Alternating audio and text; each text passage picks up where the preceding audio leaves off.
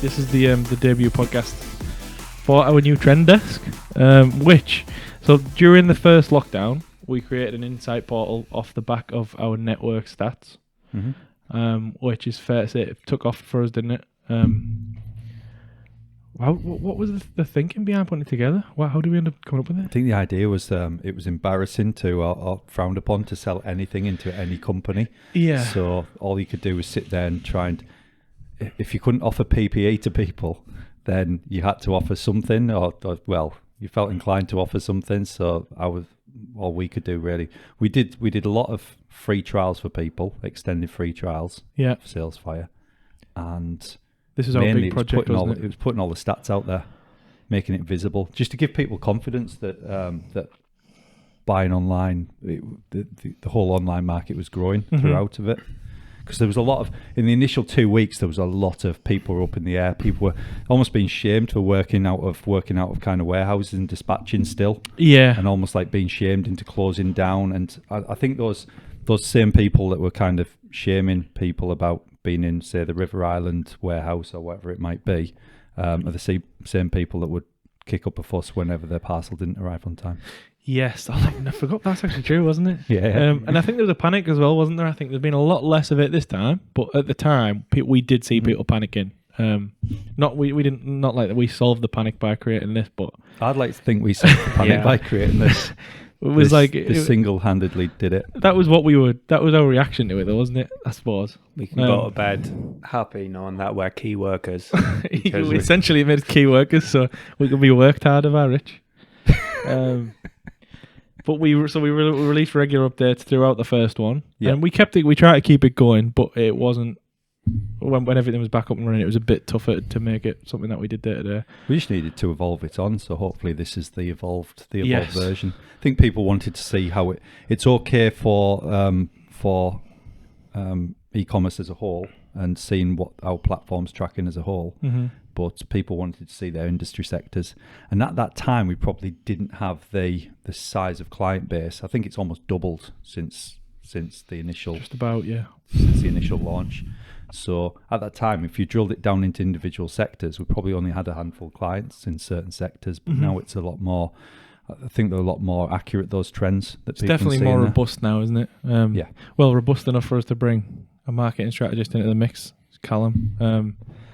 Here, Statman. Hello. Hello. So we're going to be formalising our network, the network resource into this, what we're going to call TrendDesk. So it's going to be a revamped version of our previous Insight dashboard. And we're going to be running weekly reports for people. We're going to be allowing people to sign up to newsletters. We're going to be allowing people to benchmark by industry, that type of thing. But we really want it to be an actual resource for e-commerce practitioners this time. We're going to keep it straight laced, and we're going to hopefully be able to give it a bit more legitimacy. It was actually Callum who came up with the idea, so probably best letting you. But how did you end up? What brought you to that conclusion with it all? Well, like you said, we've got a wealth of data we have access to, and now more than ever, there's not been, I would say, a specific kind of juncture where people are more interested in finding out what's going on. But due to COVID and these times we live in, I think there's been decades of change happening over the course of a couple of months. Yeah. And didn't even think about it like that. Yeah, because of that, we sit at a really cool place where we have essentially a window into e-commerce, due to kind of the amount of clients that we have across so many diverse ranges of industries. What we have in terms of their performance data, their revenue, users, views, conversion rates across different products, we can actually see how e-commerce has changed, and it's changed massively over the last year. So I think what we wanted to do with this is just create a bit of a mouthpiece to get what we're seeing out into the market, show people what we're capable of providing, and really analyze that, because we're custodians of a lot of our clients' businesses. So by having that data and actually spending some time analyzing, sifting through, not just always looking at the next week, we can make sure that we are kind of performing best for the clients, and we're using what we have now, resources, to make sure that they're performing as best as they can. So Yeah. it's a kind of mix of all those factors. I like the fact that if we're going to be making, we can automate the how, and we can automate the stats and things like that, and then this podcast can be us looking at the why and trying to gain something a bit more, maybe not more actionable, but something a bit more, like provide a bit of context to it, or at least try and get to a point where we're providing a bit more context to it. So I think we're going to try and do this weekly, well, fortnightly, to be honest, alongside our other one. I think one thing that is common amongst everyone here at Salesfire, and something me not being around for too long, but I've definitely noticed, is that everyone really enjoys talking about what they're doing. Talking about, yeah, maybe I should end it there, but no, just talk about e-commerce, and you know, you can look at some of the statistics and some of the interesting insights that come out of what's going on, and you turn to someone next to you and say, "Oh, look at this. What do you think this means?" And they'll spark a debate. That is true. Yeah. Which is kind of what we want to bring into this podcast, isn't it? Yeah, totally agree. The more Spark an argument. I was going to So say, yeah. arguments break. Polite word for argument. Arguments breaking out everywhere. At least we're forced to keep it civil when we're on camera. Cool. With a 2 meter distance between Oh, yeah, everyone, of we course, can actually. So I think format-wise, we're going to be. I think you're going to be pulling something particularly interesting to pose an interesting question. Then we'll go from there, and we'll try and keep it a bit more short form than the other one. See what we can chop out of it. Yeah. And I believe you do have one for us this week. Yeah, like you say, we're not going to try and come on here and say what is happening, because no one really knows or predict something. I'll make a best guess. Yeah. Rich will tell us exactly what is happening and why, and what I'll put it will down happen. almost as if it's fact, and then out of the 99 things that are completely wrong, and then the one that's right, we'll bring up the one that's right in future. Gary V strategy. Allegedly. History's decided by the winners. But basically, what we want to do is ask a question from the data and see kind of what comes back. And I think one thing we've been looking at recently is the revenues and commerce within November, and obviously Black Friday is a big event and has been for a lot of years, but The biggest. trying to work out whether all the change in consumer behavior now because of COVID and different events that we've noticed happen in November, is 2020 the death of Black Friday? Ooh. Dun, dun, dun. Dun, dun, You dun. know, a little jingle there. Actually, you were explaining this to me yesterday. Yeah. Do you want to go through how you potentially came to that potential conclusion? Well, we know that there's a lot more shopping online happening in 2020. ONS have released figures that a third of all retail sales are coming through e-commerce, which was a growing trend before, but I'm pretty sure that the so-called coronavirus has accelerated that. So that was a trend anyway. And also we've seen that Singles Day, which is a kind of a Chinese-led retail event, has been massive across a lot of our clients, especially the kind of fashion brand-led clients. And what we discovered is that November Black Friday 2019 was large, but every day in 2020 commerce has been bigger than Black Friday last year. So every day during November so far has been bigger than Black Friday was last year. Yeah. That's mental. And what we've tried to do is look at, well, what has happened so far. You can see that large spike is through Singles Day.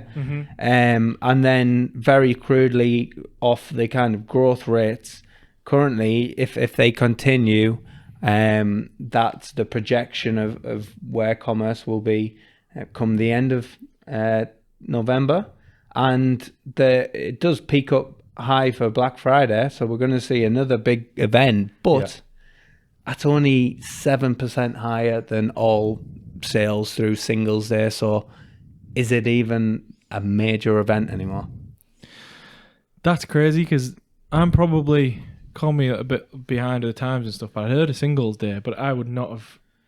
No, I mean, now we're in and about this stuff every day, and I would never have thought that in a million years without looking at it. No, I didn't know it was that big. Like, if you look at the peak if you look at that 2019 compared to 2020, what in 2020 certainly caught on. A lot of the e-commerce retailers I've been speaking to, the e-commerce managers have been kind of pushing for it, and it's almost the directors in a lot of cases have kind of taken the stance, like you mentioned there, where it's a case of, well, I'm aware of it, but is it really celebrated? So a lot of times there's been friction where they're pushing up against that director to do something for it. Certainly based on those stats, they'll be doing things 2021. Yeah, and I'm right in saying that these been normalised against new clients coming on yours as well. So this is pretty much set an average. The data will get better the more we analyze and use it. So this has been the first time, and we've had to use rough statistics based on, how much new business we get. So therefore, how many more clients are we tracking? But because in simple terms, our revenue is going to go up anyway, because our portfolio has grown, multiplied by 2 this year. We're going to show double the revenue in simple terms. We had 255 clients more in 2020 than we did in 2019. So we've waited for that, and these are the kind of adjusted figures. Yeah, cool. I think of what's happening is that obviously it was Amazon that brought it about first time round, wasn't it? Black Friday. Okay. They introduced it in over from the US, amid all the scenes of people fighting over grand TV pianos in giant supermarkets and things like that. I think they're almost. I feel like they're almost the undoing of themselves in a sense, because Black Friday. I don't know when Black Friday started for Amazon, but I'm going to guess weeks ago. Oh yeah. And then they seem to run it. You can go buy an Amazon dot like anytime you want to reduce Black Friday price throughout November. I think. I believe it was like a week or 2 ago they started their early. Was it a couple of weeks ago? Yeah. I know. Speaking to Gianni at Moda and Pelle, that they, I think they started to get a march on. They started a week ago, I think, at least to get a march on some of their rivals for it. Is that with messaging and signage and stuff? Have they actually started? Yes. Yeah, I believe so. So they've been reporting record sales throughout November, but it's almost like it takes the impact out of that, takes the punch out of that one day. Yeah, it's almost like Christmas Day. Everyone builds towards Christmas Day, but if there's a Christmas week, it's going to take the punch out that single day kind of thing, doesn't it? So I think some of it started to move to Black Friday week, and I think there's probably a couple of reasons for that. It's all or nothing on one day. If you're just going to focus in on one day, and you've got servers, infrastructure, everything like that, you've got to make sure that you get it right. If you don't get it right on that day, potentially you're out of business if you get it really wrong and it relies on it. The whole week basically spreads the risk and spreads the workload as well. That's true. Everyone's getting reviewed. Everyone's getting reviewed out there by customers, aren't they? And you've got to maintain that top level service. It makes sense to spread it through the week, but in doing so, it kind of takes the onus off that single day. Yeah. But now what people are doing, they're trying to get the march on that single week, starting a week earlier, and then suddenly it's Black November. But to be fair, we're not even. She's coining a term there.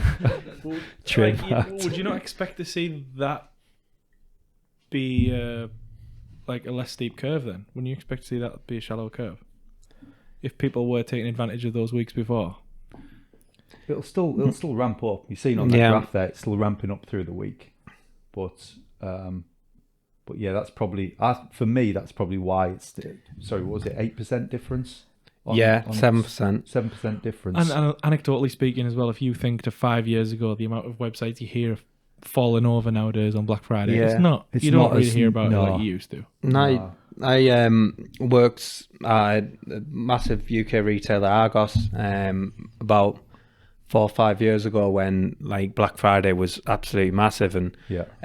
actually I was there when they had their best trading day in their history Right. on Black Friday, and I probably assume there's been more records broke every year, but one thing that they found is that normal sales were getting held back, so they would have a poorer most of November Yeah. because people are waiting to People waiting see on what's. discount code, aren't they? Yeah. And I think you kind of see that in the week leading up to Black Friday. You still have a bit of that hangover where people are holding back, and you're still going to get it because people know what Black Friday is. But like you say, it's dangerous for retailers, and they get that wrong. They've lost their biggest trading day of the year. And what we were seeing is people hold back purchases whole of November for that one day. And then maybe they'll buy so much that day that the start of December is weaker than it usually would be. So I think retailers have always, they've done well commercially off it, but see the negatives and the dangers. So it's probably not a bad thing that it's petering out for them. Well, it's safe. I don't think a lot of them particularly like it. Mm. They don't like, No, I because don't think a lot of any of them people, do, they get the to be Christmas honest. shopping done on Black Friday, but it's all it's discount codes everywhere. Isn't Well, it? look, just again speaking to clients coming into us, it's never, no one's ever excited about the Black Friday campaign like they are with some of their other campaigns, are they? Yeah, it's just an It's edge. not like a new product launch, yeah. It's just like, right, we have to do it. What can we do to get through it? It's just survival at this point. Yeah. Well, it was. I mean, I dare say it's petered off a bit anyway. I mean, again, say 5 years ago, it was about just literally get rid of everything. Yeah, it was all hands to the pumps, wasn't it? But Might now, still be that. Might still be that way. well, yeah, I a lot of suppose we're a bit retailers. removed. One thing I think is really interesting to note when you're comparing what the Singles Day is now, is that the new Black Friday, or is it just another gimmick that is going to die out? When you look at who's performing well on Singles Day, usually Black Friday was kind of dominated by those big ticket electronics. Singles Day seems to be very fashion focused, so a lot of fashion clients, a lot of brands, kind of home improvements. That's interesting. Another thing is how consumers behave differently on Singles Day compared to Black Friday. Right. So when looking at Black Friday 2019 versus Singles Day 2020, one thing that's really striking is that conversion rate is much stronger on Singles Day. So things like overlays are converting higher, emails are converting better, search is converting so much stronger. And is Singles Day dominated by intent and Black Friday is dominated by browsing? That's interesting. That's very interesting. I mean, we've discussed it before. I mean, the cultural differences, if it is driven by what we're assuming is like a heavily Chinese market for stuff, like you mentioned, the brands, the sort of the cultural sort of affection for that type of stuff. If people are waiting to do that, and that Singles Day is the day they know they're going to get that stuff. Again, if you're looking for a jacket, it's very different looking for an Echo Dot or something like that, isn't it? Yeah. Whereas, like you said, if you go on Black Friday, I never really go to Black Friday waiting for something anymore. I literally go on Amazon. What have I got 5 minutes left on buying? What have I got 10 minutes left on buying? I might get it. Yeah. I might get some Christmas presents.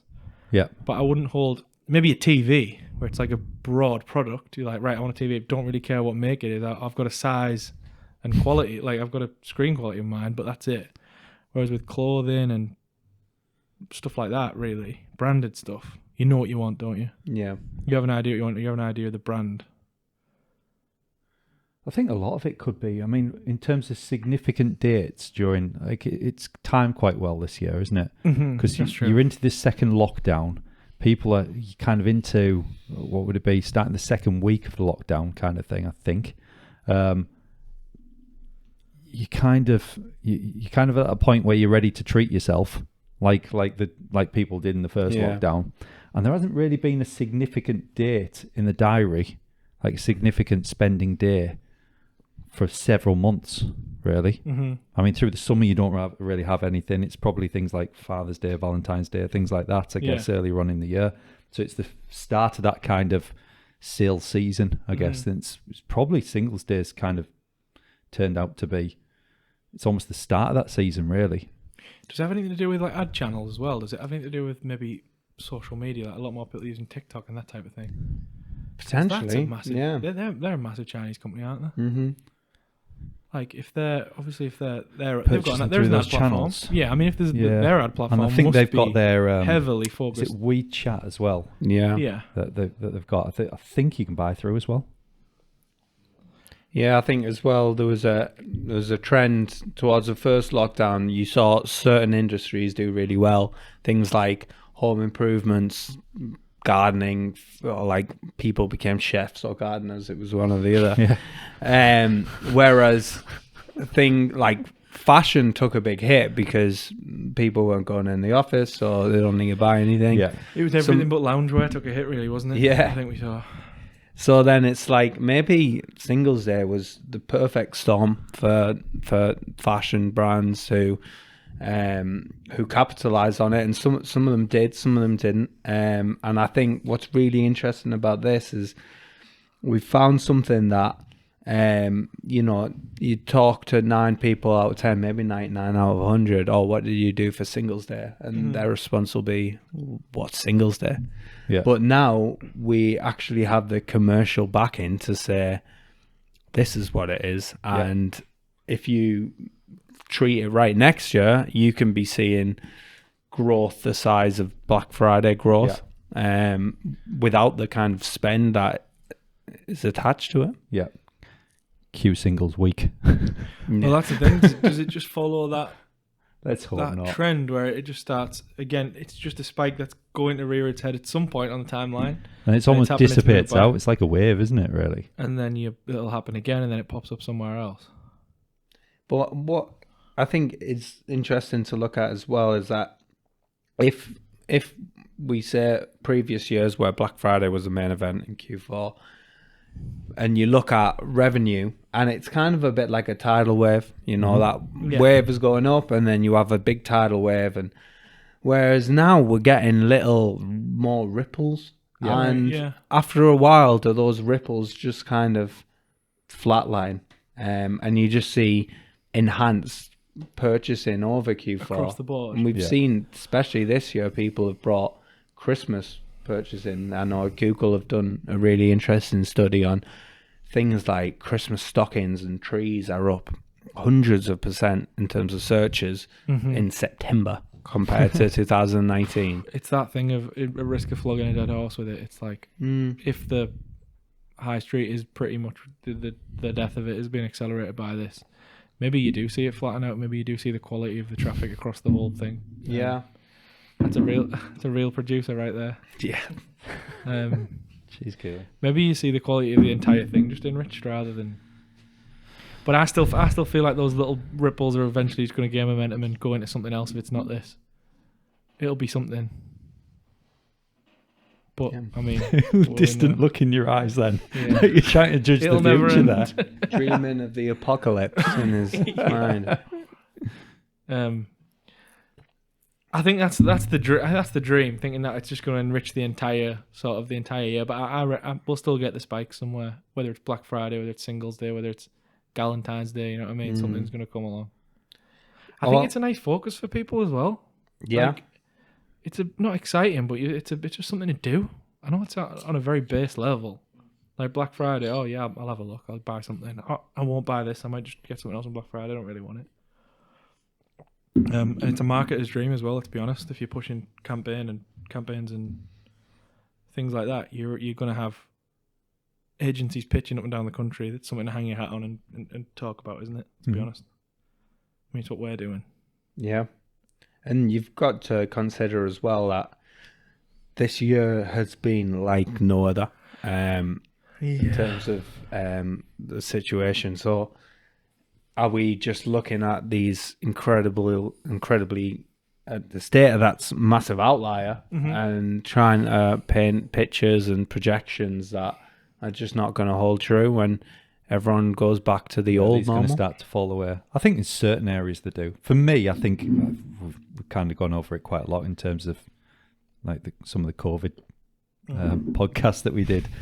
For me, unfortunately, it'll be those little retailers, those small retailers that are kind of getting by with like Facebook shops and things like that and doing retail there. Yeah. I think the second things open back up again, they're the first to fall away. Like me making chocolate brownies from my kitchen or something and selling them online through a site will probably fall away. Yeah, at some point. It sucks in a way though, doesn't it? It's like, because that has been. It's a really shame nice. because That it was has been almost. nice. It's a shame. We're saying it's like it's happened, but you'd think the big names would start to take over again, coming back out of it. Yeah. But do you think as well, so if you imagine the big names like the Titanic, and they've took a big hit, whereas someone smaller, it's more like a... Yeah, they could A adapt small- quicker. yeah, Certainly that's they true, could adapt yeah. quicker Are they through going it to all. leak faster because they've got these massive workforces who... Yeah, well, they have. Like, it's kind of proven that they have done that to date. But coming back out of it, it's almost like it happened years and years ago. Where going back in the days when I started in e-commerce, where we had clients that would approach us and they'd be number two in Google for handbags. Yeah. And they're running it from the bedroom, and it kind of go, House of Fraser or something, or eBay number one, number two, them handbags for you.uk.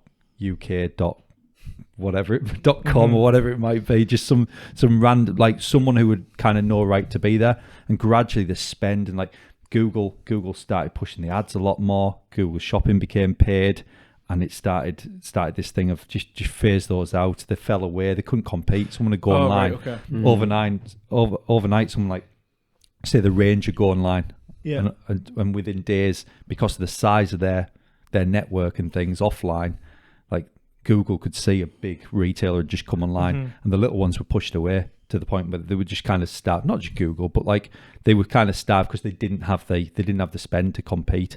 And for me, that type of thing's going to happen again, where these little retailers that are kind of surfacing now, doing good traction, getting good traction through Facebook and things like that. But when we come out of this and the big names start, because there's a lot of money out there. There's a lot of money to propel these things forward again and make up for lost time. Be it online only, a lot of them. You've seen it with the likes of, I think it was Nike, wasn't it? They just decided they're going to go online only with their offering. Yeah. It's hard for those little ones to survive again. Yeah, I think. but they're also in a very good position where they can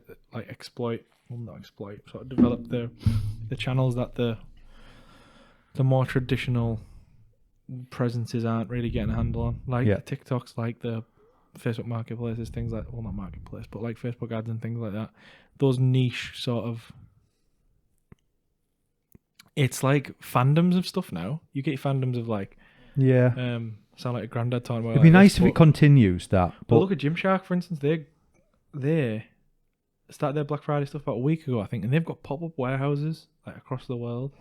They've got pop-up warehouses, and I saw one in Germany where it's a pop-up warehouse to send stuff out. Incredible the way they've gone. They started. Automation, I think we've moved to. That's Well, what yeah, we started. it was completely niche. It was completely a lifestyle choice. It was a way of thinking. Like, those are the ones. I mean, if you can harness that seems pretty crazy at the minute. Yeah, but now's the time to harness it. Yes, exactly. You've got to accelerate to that point now, because Gymshark, if they hadn't accelerated like that, they would have got engulfed by your Adidases of this world. And that's what I mean. Like it's almost like those opportunities do rear their head every now and again. Mm-hmm. Like, I imagine some of them clients you're referring to, like some of those handbag Tiggo websites that were, that were like 2 or 3. I bet you some of them thrived. Oh yeah, without doubt, it's that opportunity during that spell. You had to really drive forwards. Yeah. To have a chance. Yeah. Otherwise, you saw it a lot where it was almost a cycle where they just start to just fall away a bit as they couldn't compete against. I mean, competing. The first sector to fall away tended to be it was electronics. It got to the point where you couldn't run a business unless you were very, very specialist, and there was one that's, I mean, the likes of Interaudio still running now, very specialist, very successful through their expertise they've communicated online. Yeah. But in general, if you were selling TVs, you're up against PC World, and they're like, who will literally sponsor the term TV, you know, that broad, and just right the way from the top of the funnel, right the way through to the specific long tail keywords, they will sponsor all the way through. Yeah. And you're up against that. So you're going to struggle with the margins as well, with very small margins on those products. So I guess the message there is that now is that time for these retailers. They've got to kick on, you know. And it's like, if I bring it back to the Titanic analogy, which I very much enjoy, it's like, say this, so the Titanic is sinking, you've got a lot of small businesses here, but who's going to swim to the lifeboat fastest? Yeah, that's true. Yeah, that's true. That is very true. But then as well, if that lifeboat is kind of paved in terms of Google, then they've got to really up the spend. It's a momentum thing as well, but I think what the danger was during the last lockdown, probably not so much now because it's just been a weird one for me. It was the momentum. People, the less experience and the more trepidation people showed towards spending, towards doing new things. Everyone who paused stuff, pretty much paused when they came back out the other side of it. But there was a few people who just kept going and pumping stuff into it, and they just seemed to build up this momentum. And as soon as it was off again, they were flying and they just took over. But it's literally building that head of steam towards that end point. Yeah. It's interesting. But speaking to one of our investor friends today, he was highlighting that for the first time, really, like as kind of a northern investor, they were looking at actual e-commerce companies. Normally, they'd look at SaaS businesses, SaaS software for e-commerce, a bit like ourselves. Like we're an appealing kind of proposition to them. For the first time, they're actually looking at retailers, online retailers as well, and looking at the growth and funding their growth as well. That's interesting. So that's kind of that's for the first time with a lot of these funders.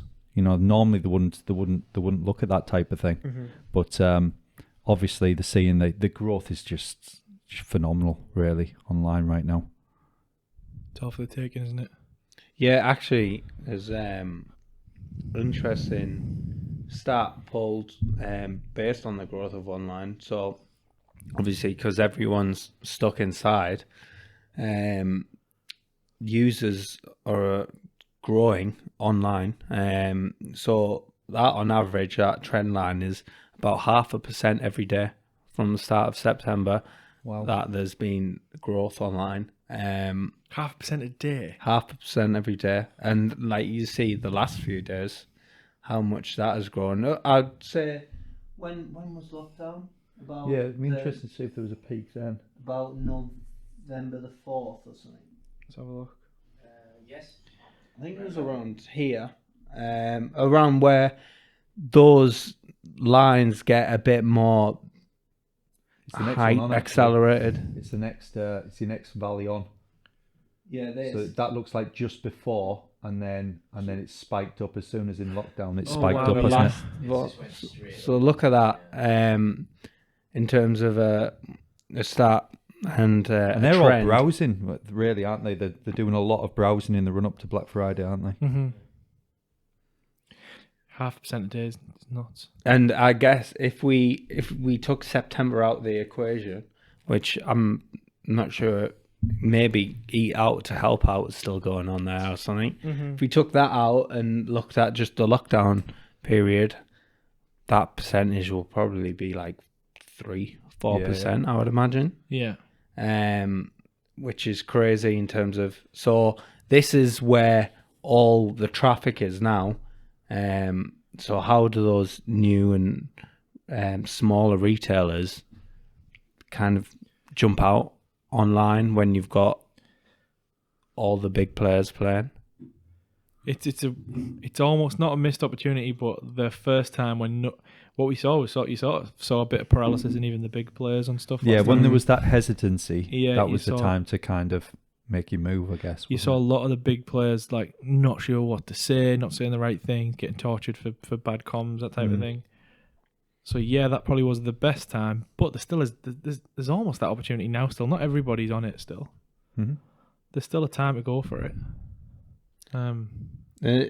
It's running a out. time to be creative on it as well. If you That's try it. and use the channels like paid spend, then you're always going to be dwarfed by the big boys. But if you can be creative, and one example I'm coming to, and I know it's not an example of a minnow, but PlayStation. Have you seen some of their social work about the release of the PlayStation 5, where they've kind of rebranded the London Underground? No, wait, they rebranded Oxford Circus Station, didn't they? Yeah, with like different kind of buttons, and that seems to have gone wild. And there is creative ways out there, but It's Probably a fair few locked up buildings and shops right now that you could do that on just for hire. vandalise. Billy's weird tangent, but Billie Eilish released a music video where she's just wandering around a mall. Oh, the empty. Oh, really? Yeah. Empty mall. I saw it the other day, and just obviously it's just a weird little statement of like, you know, this is the world now. It was something like we actually talked about it earlier. It's how people see value and what they see as value. Like, it's getting away from that super traditional way of looking at value as purely revenue. Yeah. That's what it comes down to in these times, because it's sort of seeing value in things and taking them seriously, like time on site, quality of engagement, that type of thing. We There's obviously touched on revenue, it's fine, but what happens when you build momentum? It's literally building up those other metrics and taking them seriously. Yeah. We mentioned it last time, didn't we? Where people are looking for, it's the first time people are looking at things that are ethically made. We won't get into the whole Greta conversation again, but getting into that whole, that whole side of things where it's the people want to know where things have come from and they want to know that they're actually doing good and things like that. Because people have the time, a lot more browse time basically to kind of take notice of these things, really. Yeah, these secondary, I guess it's not prices. We're not going to kid ourselves. Price is a leading factor in it always will be, making a purchase. But when everyone's competitive on price, it's these people with, like, I guess a story and the secondary, almost like secondary supporting information there that are kind of building an image, building a brand for themselves. Really, the quality of engagement will build you that momentum. That's what I think it boils down to. The quality of the engagement you can put out there, is going to build you that head of steam. That's going to. I honestly, there's going to be some people when this all stops that have just they're on such a roll. There's no way you're going to slow them down. Some of the smaller companies being able to collect in store has now gone from being like a bit of a meh to now a good thing. It's like beforehand, if you had the option of getting it delivered or collected in store, then you're going to be like, well, why would I go to the store when it'll come to me? But now you're like, oh, this is an opportunity to get some jeans on and put a nice shirt drive out, and go and like have a nice time out. It's like the best dressed click and collect queue ever. Just chilling. Yeah, I'll go and have a drink and true. So I think things like that where those smaller retailers do have an option and something of added value. Yeah, I think it comes down to bottle as well a lot of the time. I think we suffered from this before. It's just where when you stray away from revenue, everyone gets a bit scared, don't they? Mm-hmm. You do naturally, because it's not something you can see there and then when you're putting spend into it. It's having the bottle to actually go with your convictions on it and go, right, yeah, that does mean something to us. That is going to mean something eventually, because you're not going to see it straight away. No. But on the other hand, it's very easily blagged by people looking to exploit that too. People are going, give it 6 months. You'll be all right in 6 months. You just got to go with it.